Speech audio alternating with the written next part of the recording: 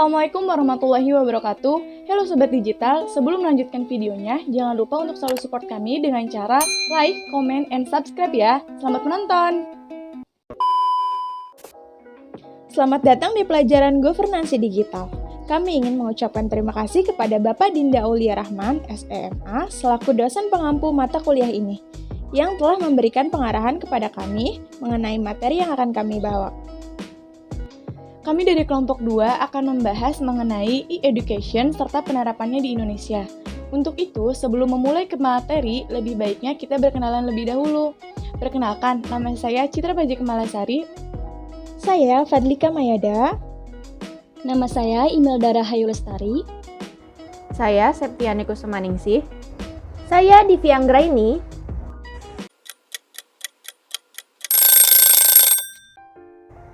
Kita akan membahas apa sih e-education. Pengertian education sendiri merupakan proses pengembangan diri sebagai makhluk individu maupun sosial. Banyak cara untuk menerapkan edukasi. Strategi belajar di rumah merupakan contoh langkah kontrol yang berguna dalam mengurangi respon infeksi para peserta didik di tengah situasi yang sedang kita hadapi ini. Kemudian, perkembangan teknologi informasi dan komunikasi telah memberikan pengaruh dalam dunia pendidikan di Indonesia khususnya dalam proses pembelajaran. Salah satunya, gejala dari fenomena ini adalah terdapatnya pergeseran dalam proses pembelajaran di mana interaksi antara pendidik dan peserta didik tidak hanya dilakukan melalui hubungan tatap muka, tetapi juga dilakukan dengan media-media komunikasi seperti komputer, internet, dan sebagainya. Dikutip dari https://ranggatriutomo.blogspot.com, e-education adalah singkatan dari Electronic Education, merupakan sistem pendidikan berbasis media elektronik seperti radio dan televisi. Dan sekarang e-education adalah pendidikan yang menggunakan internet sebagai media utamanya. Selanjutnya, menurut Dabak dan Ridlen menjelaskan, pembelajaran online adalah sistem belajar yang terbuka dan tersebar dengan menggunakan perangkat pedagogi atau alat bantu pendidikan yang dimungkinkan melalui internet dan teknologi berbasis jaringan untuk memfasilitasi pembentukan proses belajar dan pengetahuan melalui aksi dan interaksi yang memiliki makna. Pengertian konsep e-education sendiri yaitu sebuah sistem virtual, paralel dengan sistem nyata atau fisis, bukan hanya sekedar network, internet, dan aplikasi berbasis web. Komponen-komponen non-fisis, materi kuliah, tugas diskusi, ujian, dan sebagainya disajikan dalam format virtual. Dikutip dari salah satu sumber di internet yang kami temui, https://123doc.com, ada dua tipe penggunaan e-education saat ini. Yang pertama adalah synchronous training, adalah tipe pelatihan di mana proses belajar terjadi di saat yang sama, ketika pengajar sedang mengajar dan murid sedang belajar. Tipe ini mirip seperti belajar di ruang kelas namun sifatnya virtual. Oleh karena itu, synchronous training sering dinamakan virtual classroom. Tipe selanjutnya adalah asynchronous training yang menurut bahasa, asynchronous berarti tidak pada waktu yang bersamaan. Jadi, seseorang dapat belajar pada waktu yang berbeda dengan pengajar memberikan pelatihan. Pembelajaran ini memberikan keuntungan bagi para pembaca karena dapat mengakses informasi yang dibutuhkan kapanpun dan dimanapun. Apa saja contoh dari synchronous training? Yaitu seperti saat kita sedang melakukan Zoom atau Google Meeting. Kita melakukan komunikasi dan diskusi secara langsung dalam keadaan virtual. Sedangkan contoh dari asynchronous training yaitu menonton video pembelajaran melalui YouTube, membaca modul yang dikirim melalui Google Classroom, membaca artikel di internet juga merupakan pembelajaran online yang dapat dilakukan kapanpun dan dimanapun. Menurut pustakaindo.co.id, tujuan e-education yaitu agar bisa membuat sebuah materi pembelajaran dapat dipelajari oleh semua pihak yang membutuhkannya. Karena e-education dapat mempermudah di dalam mengaksesnya, dan juga proses pembelajaran itu sendiri bisa dilakukan di mana saja dan kapan saja, selama itu masih ada sebuah jaringan internet. Selanjutnya, ada manfaat dari e-education bagi pendidikan. Yang pertama, ada memperpendek jarak. Lembaga pendidikan dapat lebih mendekatkan diri dengan siswa, di mana jarak secara fisik dapat diatasi hanya dengan mengklik situsnya. Yang kedua, yaitu perluasan pasar.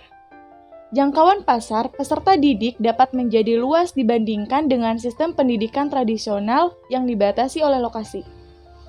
Yang ketiga, perluasan jaringan mitra kerja.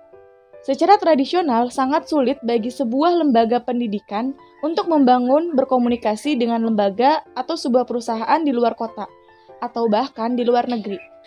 Namun, melalui pembuatan situs lembaga, maka kontak itu dapat dilakukan secara mudah dan cepat. Yang keempat, yaitu biaya terkendali. Perkuliahan tidak memerlukan biaya yang pembangunan fisik dan pengayuran jadwal kelas yang sangat membebani pejabat, jurusan, dan universitas. Melalui sistem ini, biaya komunikasi juga dapat ditekan serendah mungkin. Yang kelima, ada hemat. Melalui pola paperless, di mana distribusi materi pendidikan jawaban tes dapat dilakukan secara elektronik sehingga akan menghemat biaya kertas. Yang keenam, ada cash flow, terjamin dengan sistem e-education, karena lembaga akan menerima pembayaran terlebih dahulu sebelum mengirim materi pendidikan yang dipesan siswa.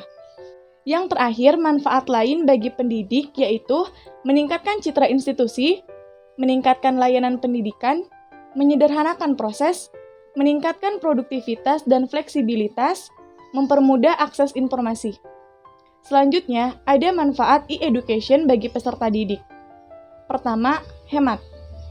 Kedua, biaya terkendali.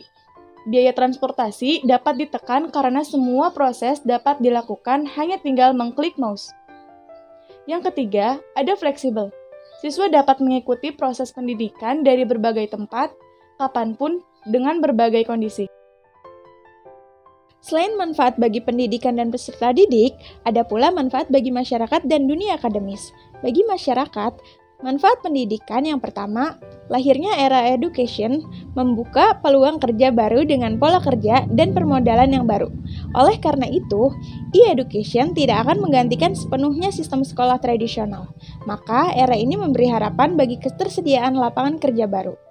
Yang kedua, e-education akan menjadi wahana kompetensi antar lembaga pendidikan yang mengglobal sehingga masyarakat dapat menikmati materi pendidikan berkualitas standar dengan harga yang kompetitif.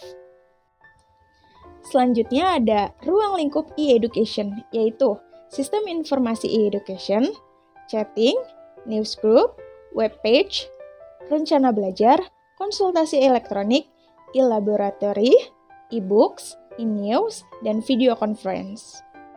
Sekarang kita akan mengetahui contoh situs aplikasi e-education apa saja. Yang pertama, ada e-education.net, kedua, forumpendidikan.com, ketiga, eduarticles.com, keempat, kabarindonesia.com, kelima, warungilmu.cjb.net, dan lain-lain yang bisa kita temukan di internet. Mari kita kaitkan bagaimana e-education berjalan di tengah kondisi pandemi yang sedang kita hadapi. Dikutip dari republika.co.id, pembelajaran online menjadi alternatif yang ditempuh di tengah maraknya penyebaran COVID-19. Kita boleh saja beranggapan bahwa semua lini kehidupan, termasuk dunia pendidikan, telah beradaptasi dengan perkembangan teknologi. Namun, faktanya sistem pendidikan yang menggunakan pembelajaran online masih sangat minim diterapkan di Indonesia. Selain itu, jaringan internet yang belum merata di seluruh wilayah Indonesia juga menjadi salah satu kendala. Berdasarkan Badan Pusat Statistik tahun 2019, tingkat penetrasi internet di perdesaan rata-rata 51,19%, sedangkan tingkat penetrasi di wilayah perkotaan rata-rata 78,8%. Hal ini menunjukkan tingkat kualitas jaringan internet yang masih rendah. Tentu saja hal tersebut akan berdampak pada proses pembelajaran. Seperti yang dipaparkan sebelumnya, jaringan internet dan fasilitas yang masih belum memadai, sehingga hanya sebagian saja yang dapat menerapkan sistem pembelajaran online. Sedangkan sisanya terutama di daerah pelosok yang notabene akan sulit mengakses jaringan internet dan jarang yang memiliki gadget. Maka, para guru di daerah pelosok banyak yang berkeliling ke rumah-rumah siswa untuk memberikan materi dan tugas sekolah. Efektivitas pembelajaran online atau e-education ini pun masih dipertanyakan. Banyak di antara siswa yang malah menjadi malas untuk belajar. Ada beberapa siswa yang merasa tidak mendapatkan pelajaran apa-apa selama pembelajaran online. Sehingga keadaan ini membuat siswa merasa jenuh. Malah dimanfaatkan untuk berlibur atau bermain dengan teman lainnya. Ada pula beberapa siswa yang mengaku selama mengikuti pembelajaran online, tak jarang mereka sambil rebahan. Hal-hal tersebut disebabkan oleh lemahnya ketertarikan siswa selama pembelajaran online yang tentu saja semakin lama akan menimbulkan kejenuhan. Sehingga beberapa siswa tak jarang memilih untuk absen saja. Selain itu, kendala jaringan internet juga menjadi hal yang menyebabkan ketidakefektifan pembelajaran online. Selama proses pembelajaran sedang berlangsung, tak jarang ada siswa yang tiba-tiba kehabisan kuota, gangguan wifi, ataupun siswa yang gadgetnya tiba-tiba rusak. Menurut penulis dalam republika.co.id, berdasarkan pemaparan-pemaparan di atas, banyak yang harus dibenahi dalam pembelajaran online, supaya tujuan pembelajaran dapat tercapai. Selain meningkatkan fasilitas dan skill guru, upaya yang dapat dilakukan untuk mencapai pembelajaran online yang efektif adalah melakukan perencanaan pembelajaran terlebih dahulu, di mana dalam perencanaan itu harus disesuaikan dengan pembelajaran online. Misalnya ketika menyusun RPP, maka harus disesuaikan dengan sistem pembelajaran online. Isi materi atau apa yang disampaikan oleh guru juga harus dapat menarik perhatian siswa, sehingga tidak menimbulkan kejenuhan. Sekian presentasi dari kelompok kami, semoga bermanfaat. Mohon maaf apabila ada kesalahan dalam pengucapan. Wabillahi taufiq wal hidayah. Wassalamualaikum warahmatullahi wabarakatuh.